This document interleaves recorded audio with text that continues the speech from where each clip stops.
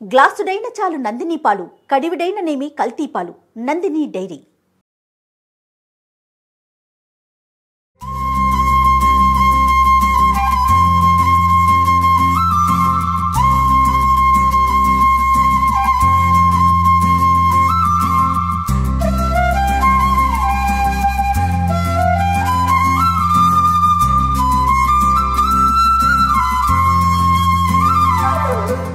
రమ్మగారు సంక్రాంతి అనగానే ఫస్ట్ పిండి వంటలు మనకి అరిసెలే గుర్తొస్తాయి కదండి.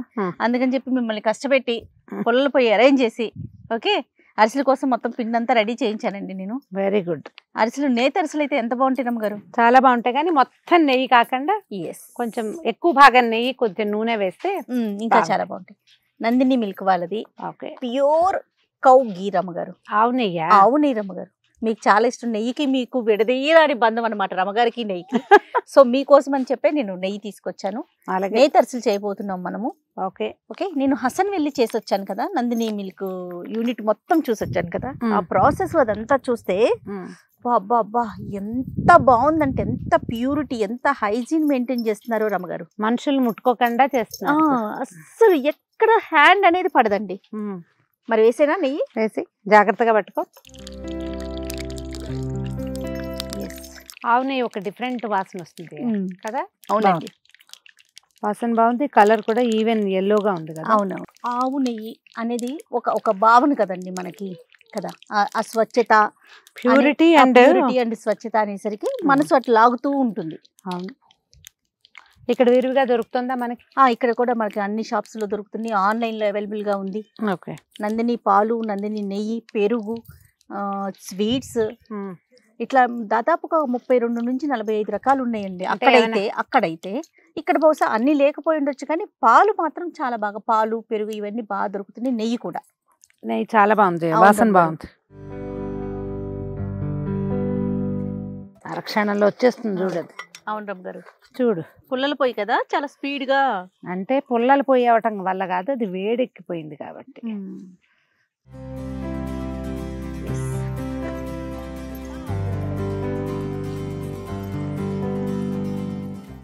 దీనికి ఒక 4-5 చుట్టూతా కూర్చుని, అవును రమ్మగారు, ఒకళ్ళు నొక్కేవాళ్ళు, ఒకళ్ళు వేసేవాళ్ళు. అవును. ఇంతది మూకుడు పెట్టకుండా తాంబాళం పెట్టేవాళ్ళు చేయ ఊళ్ళల్లో. తాంబాళం పెడితే ఏంటంటే ఎక్కువ లోతక్కర్లా దీనికి.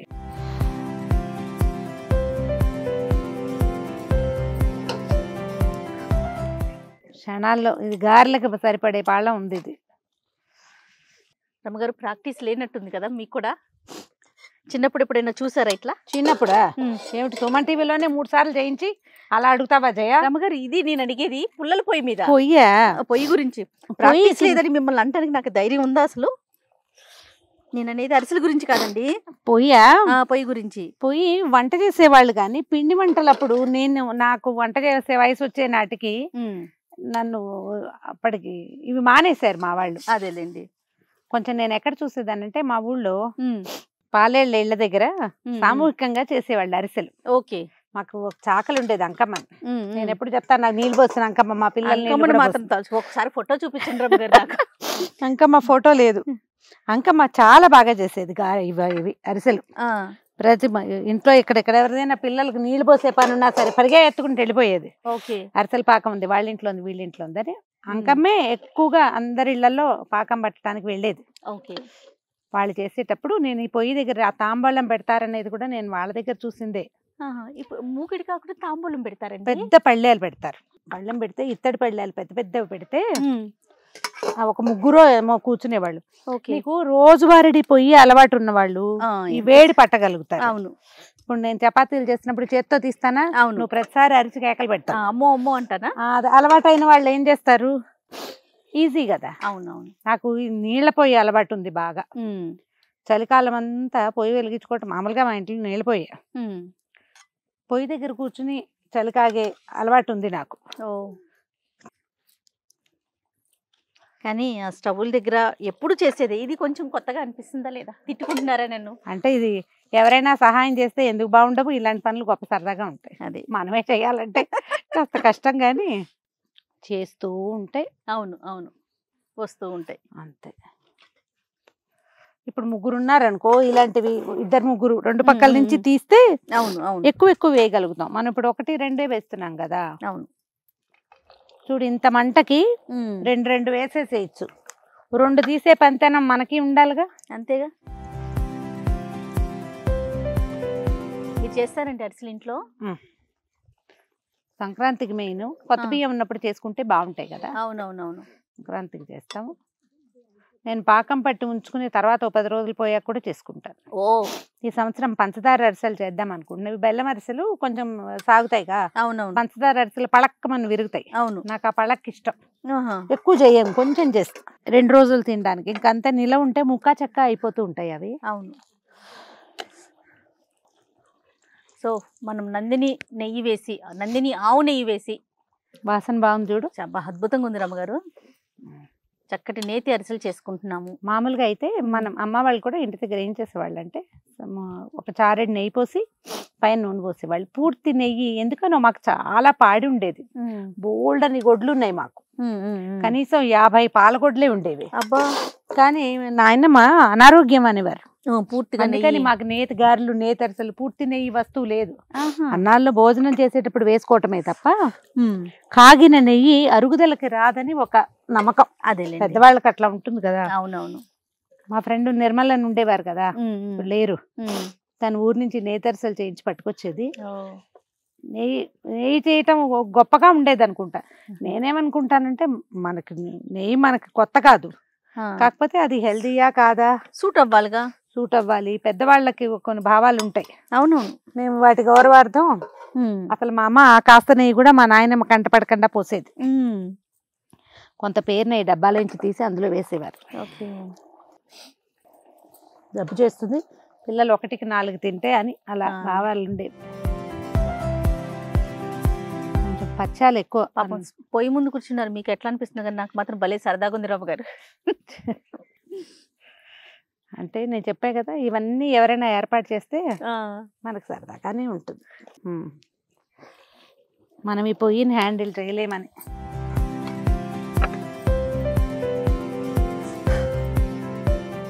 రమ్మగారు అరిసెలు ఇంకేం చేస్తామండి? అరిసెలు అయితే నాకు తెలుసు బాగా. తెలంగాణలో చకినాలు చేస్తారు. మనమేమో చక్రాలు, చెక్కలు, జంతికలు, చెక్కలు, చేగోడీలు. అవునండి. ఒక 2 3 కలిసి చక్కగా మరి ఇలా పొయ్యి అంటే పెట్టుకోలేకపోతాం, కానీ చిన్న స్టవ్లు వస్తాయి కదా రమ్మగారు, సింగిల్ స్టవ్లు, అవి అయితే కూర్చొని చేసుకోవచ్చు కదా. అవును, చక్కగా నేల మీద పెట్టుకోవటం, హాయిగా చేసుకోవచ్చు. రమ్మగారు అరిసెలు ఇష్టమా మీకు కొబ్బరి బూరెలు ఇష్టమా? అసలు కొబ్బరి బూరెలు పెద్ద నచ్చవు చేయ నాకు. అవునా? తూచి రమ్మగారు, నాకు ఎంత ఇష్టమో కొబ్బరి బూరెలు అరిసెల కన్నా. నాకు అరిసె ఇష్టం. కొబ్బరి బూర అంటే కొంచెం మెత్తగా అట్లా అనిపిస్తుంది, అదొక ఫీల్. అంటే కొబ్బరి బూరలో ఒక ఖాళీ వస్తుంది చూడు, హాలో, అదేమిటో ఎక్కదు చేయాలి. అట్లా రాదు రమ్మగారు, అట్లా రాదండి. ఏమో మరి, ఇట్లా బొంగలాగా వస్తుంది కదా అది, ఆ బొంగలో లోపల గ్యాప్ వస్తుంది. ఏమో మరి అమ్మ చేస్తారు కదా, అస్సలు రాదండి. ఏమో ఈసారి తీసుకొస్తాను ఆగండి నేను. మా ఇంట్లో మా కొబ్బరి బూరలు పెద్దగా తెలీదు.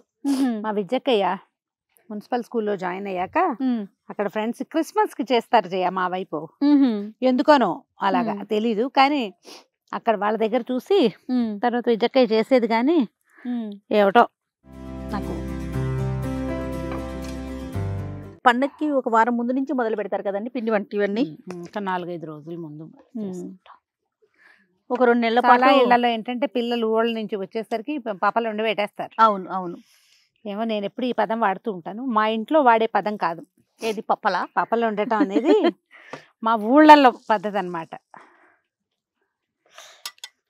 మేము పిండి వంటలు చేయటం అంటాం, అసలు వండటం అన్న మాటే రాదు. పిండి వంట చేయటం. నువ్వు హసన్ వెళ్ళేవి 3 రోజులు ఉన్నావు కదా. అవును రమ్మగారు. నందిని వాళ్ళు 3-4 నెలల నుంచి నేను హసన్ వెళ్తాను చెప్తూనే ఉన్నావు. మొత్తానికి డిసెంబర్లో వెళ్ళినట్టున్నావు. అవును రమ్మగారు. ఎలా ఉంది జయ ఫ్యాక్టరీ చూస్తే ఎక్స్పీరియన్స్? నేను ఇక్కడ చాలా అంటే నార్మల్ గా ఊహించుకున్నాను, నేను ఎప్పుడు చూడలేదు రమ్మగారు. మా ఆయన ఎప్పుడు చెప్తాను, నేను పాల్ ఫ్యాక్టరీ చూసాను, విజయవాడలో పాల్ ఫ్యాక్టరీ చూసానని. నేను ఎప్పుడు చూడలా, అంత ఊహించుకోలా. అది ఫ్యాక్టరీ కాదండి, ఇండస్ట్రీ. బా. లక్షల టన్నులు రమ్మగారు. నేను అసలు ఇక్కడ ఇది మాట్లాడాలి అది మాట్లాడాలి, ఇన్ని డ్రెస్సులు అన్ని డ్రెస్సులు మేకప్ కిట్లు ఎన్నో వేసుకెళ్ళిపోయా. నోరు ఇప్పటాకు లేదు రమ్మగారు. ఎందుకో తెలుసా, ఏది ఆపటాకు లేదు, ఏ మిషనరీ. అన్ని లక్షల టన్నుల్లో అక్కడ ఇదవుతా ఉందన్నమాట. అంటే మనం ఏది ఆపినా ప్రొడక్షన్ ఆగిపోతుంది. మొత్తం చూసొచ్చాను. నాకు బాగా నచ్చింది హైజీన్ అండి. ఎంత క్లీన్ గా ఉందంటే బాబా మాటల్లో చెప్పలేం. నీకు అలాంటివి లేకపోతే ఒక రాష్ట్రం తాలూకు పూర్తి రాష్ట్రం తాలూకు నమ్మకాన్ని ఎట్లా గెలిపొందుతారు? రైతుల దగ్గర నుంచి నేను రైతులతో కూడా వెళ్ళి మాట్లాడొచ్చాను. రైతుల దగ్గరికి వెళ్ళాను, పాల కేంద్రానికి వెళ్ళాను. చక్కగా రైతులందరూ ప్రతి ఇంట్లో పాడి అండి. నాకైతే నిజంగా ఒక ఈర్ష్య కూడా వచ్చింది రమ్మగారు. మనకి ఇక్కడ అట్లా లేదు కదా. అంటే రైతులకి ఎంత ఎంకరేజ్మెంట్ కదా, పాడి పంట కదా రమ్మగారు. ప్రతి ఒక్కరికి అన్ని రకాలుగా సమృద్ధిగా ఉంటది కదా. నిజంగా అలాంటి అవకాశం ఉన్నట్లయితే గవర్నమెంట్ భలే ప్రోత్సాహం అందిస్తుందండి అక్కడ. కర్ణాటక గవర్నమెంట్ ప్రతి ఇంట్లో ఆవులు, వాళ్ళకి సబ్సిడీలు, రకరకాల ప్రోత్సాహకాలు, వీళ్ళే కొనటం మనకు కూడా ఉంది, మనకి ఉంది. కానీ అంత ప్రోత్సాహకం మరి ఎంతవరకు ఉందో నాకు తెలీదు. దానితో నందిని అనేసరికి తిరుమల తిరుపతి దేవస్థానంలో వాడుతున్నారు కదండి. కొన్ని సంవత్సరాల నుంచి తిరుమల తిరుపతిలో నందిని నెయ్యినే వాడుతున్నారంటే మనం దాని యొక్క స్వచ్ఛత గాని క్వాలిటీని మనం ఇంకా అసలు మాటలో ఇంకా మరి ఇంకా ప్రత్యేకించి ఇంకేం మాట్లాడుకోకర్లా. దాని గురించి అదొకటి చెప్తే చాలు, సరిపోతుంది. స్వామివారికి సమర్పిస్తున్న నెయ్యి అంతే. చాలా బాగుందండి ఎక్స్పీరియన్స్ అయితే. అక్కడ మనుషులు కానీ వాళ్ళు పనిచేసే విధానం కానీ ఎక్కడ చెయ్యి తగలట్లేదు రమ్మగారు. అదే ఆవు దగ్గర నుంచి మెషినరీ పూర్తిగా ఆవు దగ్గర తీసిన దగ్గర నుంచి టిన్ మిల్కింగ్ మెషిన్స్ అంటావా? మిషన్ పెడుతున్నారండి, అట్లా చేత్తో తీయట్లేదు, మిషన్స్ పెట్టేస్తున్నారు. ఫైనల్లీ సక్సెస్ఫుల్ గా నందిని నెయ్యితో సంక్రాంతి అరిసెలు మనం కంప్లీట్ చేసేసుకున్నాం. ఏం రమ్మగారు? అవుతూ ఉంటాయి, కంప్లీట్ కాదు, అవుతోంది, జరుగుతోంది ప్రాసెస్. ఎస్. మరి ఇంకా ముగిద్దాం. టైం కూడా అయిపోతుంది కాబట్టి ఇది కూడా వేసి సో ప్రేక్షకులకి ఏమైనా చెప్తారా ఒక్కసారి? చక్కగా అరిసెలు ఉంచుకోండి హెల్తీగా. నెయ్యి కూడా వేయాలంటే నందిని నెయ్యే వాడుకోండి. స్వచ్ఛమైన ఆవు నెయ్యితో చేసిన అరిసెలు ఎవరికైనా పంపించడానికి బాగుంటాయి, మనం తినడానికి బాగుంటాయి. ఆరోగ్యానికి ఆరోగ్యం. అంత పూర్తి స్థాయి నెయ్యి వద్దనుకుంటే మేము చేసినట్టుగా కొంచెం నూనె, కొంచెం నెయ్యి వాడుకోండి. మరొకసారి సుమన్ టీవీ ప్రేక్షకులందరికీ సంక్రాంతి శుభాకాంక్షలు.